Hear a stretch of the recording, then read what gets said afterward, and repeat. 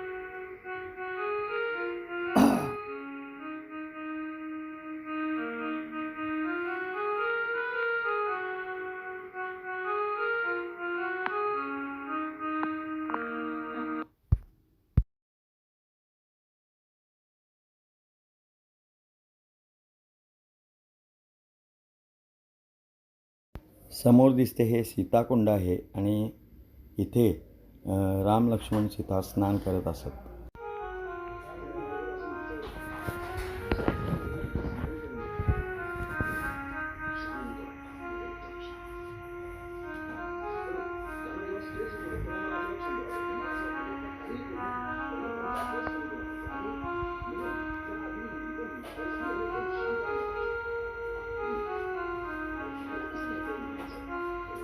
सागरा वाहतो.